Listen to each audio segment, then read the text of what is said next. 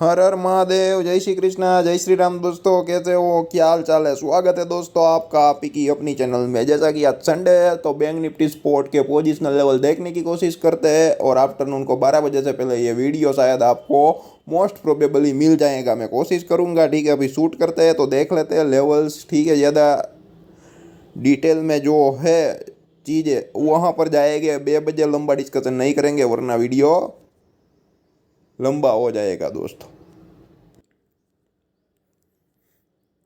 तो जैसा कि आप देख सकते हैं ये मंथली लेवल है, फरवरी मंथ का स्टार्टिंग है। और जो जनवरी मंथ की जो कैंडल रहती है वो मोस्टली बेरिश और रेड ही रहती है। हिस्ट्री रिपीट इटसेल्फ, जिन लोगों को मालूम है जाके देख लेना। और हर एक साल का जनवरी का डेटा देख लेना। 10 में से 12 साल में 2 से 3 साल ऐसे है कि जनवरी मार्केट के फेवर में गया है। ठीक है, और यहाँ पे नया लाइफ टाइम आया, मार्केट की सिचुएशन बदल चुकी है।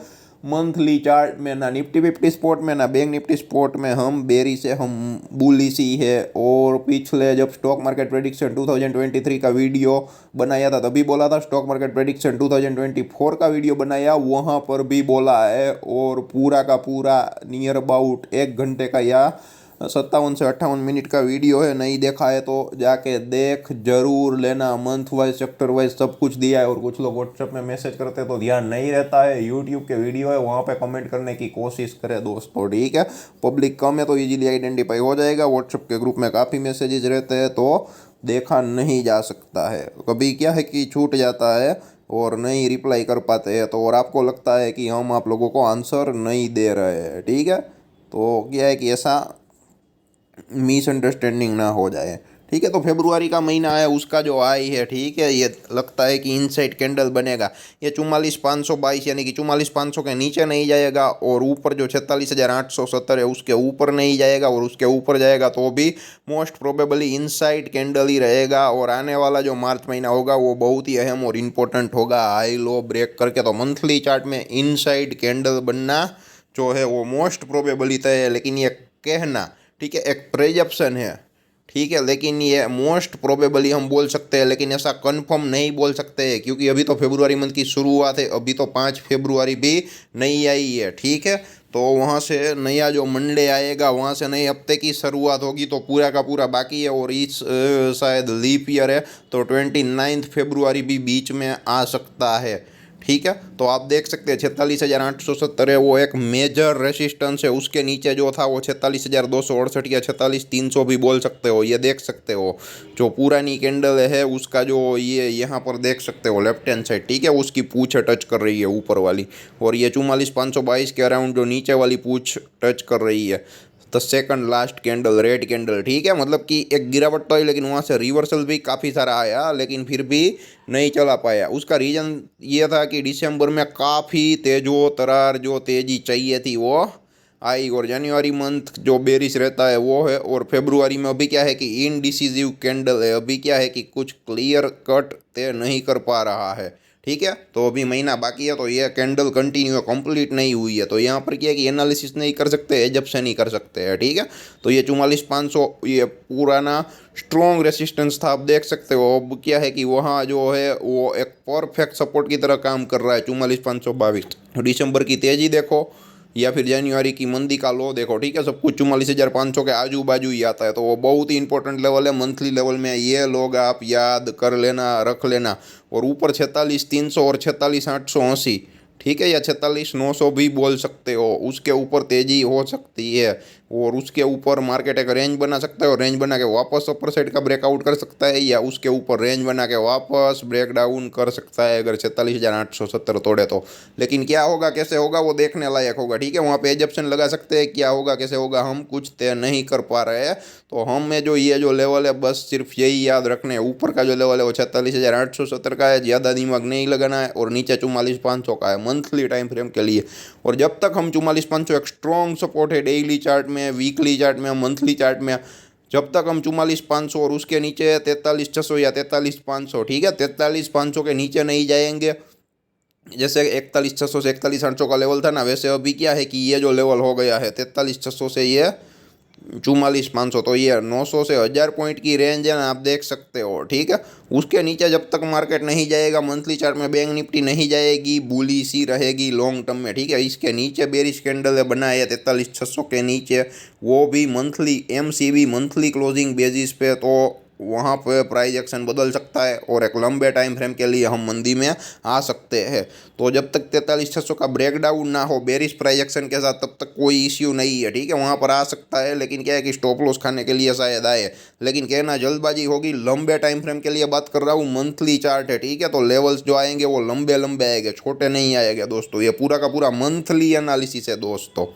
ठीक है, 4 हफ्ते का एक कैंडल रहता है मोस्ट प्रोबेबली, 20 दिन का। ठीक है, या फिर आप 28 दिन भी पकड़ सकते हो, ये यूँ ही ले लो। और 20 दिन तो क्या है कि सैटरडे संडे को छुट्टी होती है, उसके सिलसिले में बोल रहा हूँ। ठीक है, तो एक महीना होता है 20 दिन होता है, तो 28 दिन भी पकड़ लो तो 8 दिन तो छुट्टी आ जाती है सैटरडे संडे की। ठीक है, तो उस हिसाब से जो है वो आपको समझाने की मैं कोशिश कर रहा हूँ दोस्तों। और हमारा काम अच्छा लगे तो वीडियो को शेयर ज़रूर करें। ठीक है, ये पूरा का पूरा हो गया मंथली एनालिसिस। अब कोई डाउट नहीं होगा, अगर कोई डाउट है तो बता सकते हैं कमेंट बॉक्स में। ठीक है, तो ज़्यादा दिमाग लगाने की ज़रूरत नहीं है, ज़्यादा परेशान होने की ज़रूरत नहीं है।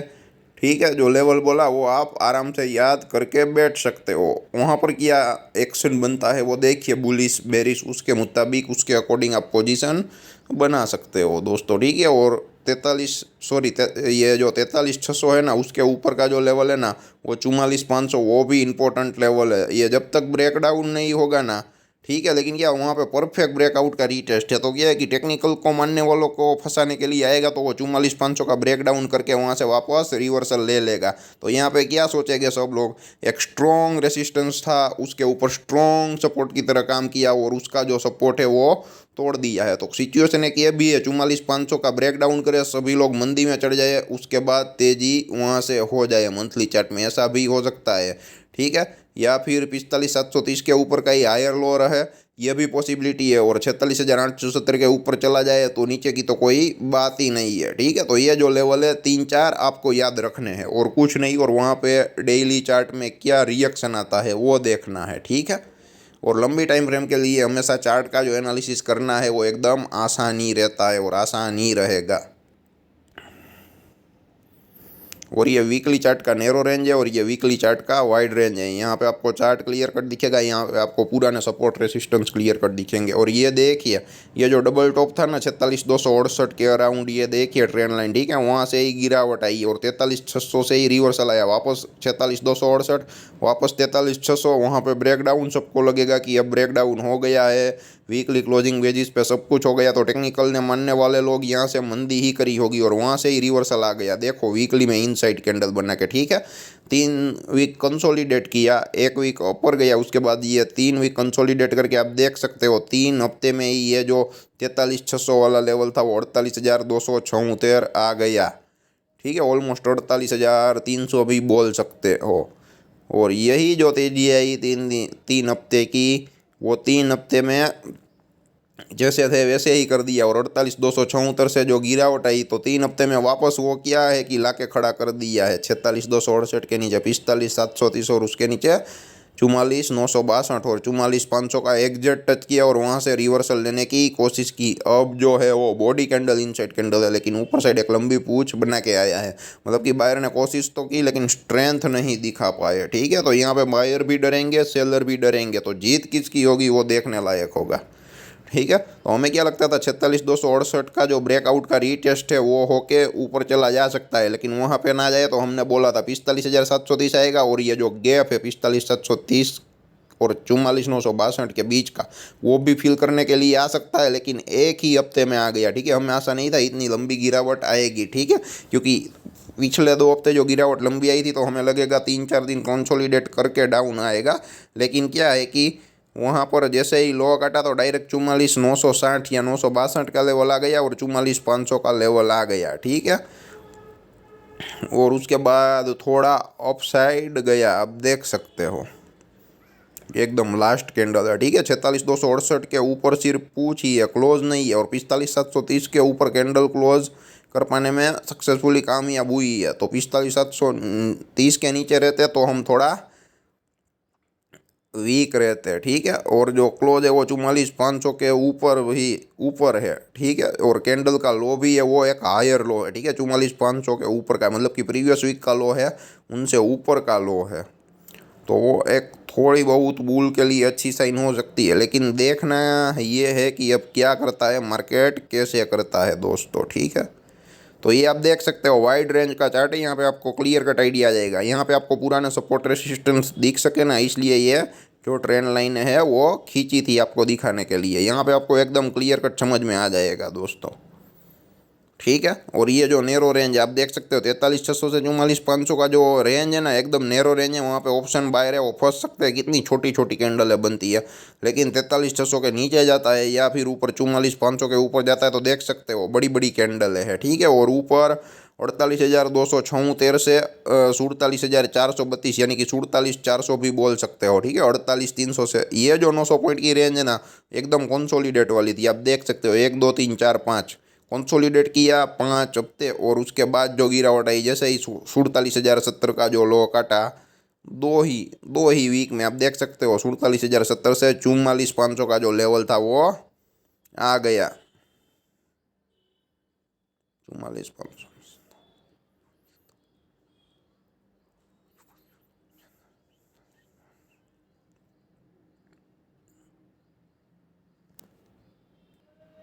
मतलब कि 2,000 से 2,500 पॉइंट का जो मोमेंटम है वो मोस्ट प्रोबेबली आया दोस्तों, ठीक है, डाउन साइड का।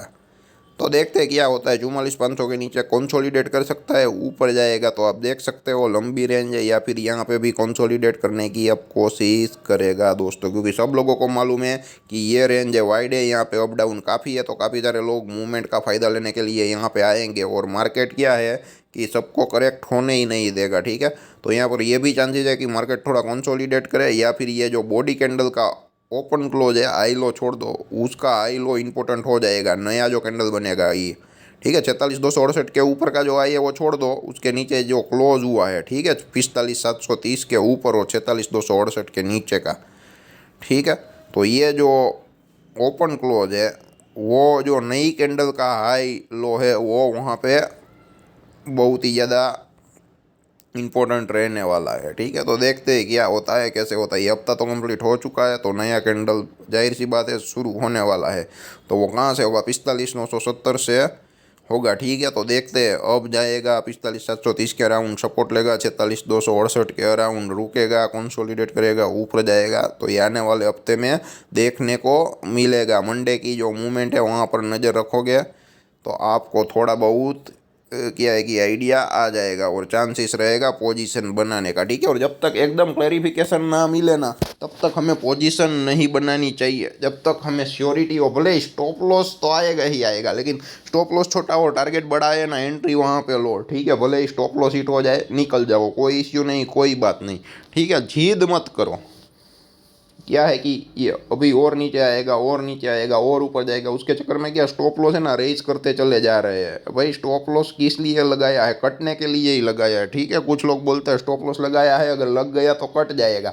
अरे भाई वो कट होने के लिए ही लगाया है, ताकि कम से कम लॉस हो। बाद में क्या होता है कि एक्सपायरी, करंट एक्सपायरी का ऑप्शन बाई होता है, और जो एक्सपायरी का दिन आ जाता है, ठीक है, 1 2 दिन के लिए होल्ड करते हैं, बाद में Wednesday out of the money हो जाते हैं, तो सारा का सारा पैसा जीरो हो जाता है। तो मेहरबानी करके ऐसी गलती कतई ना करें।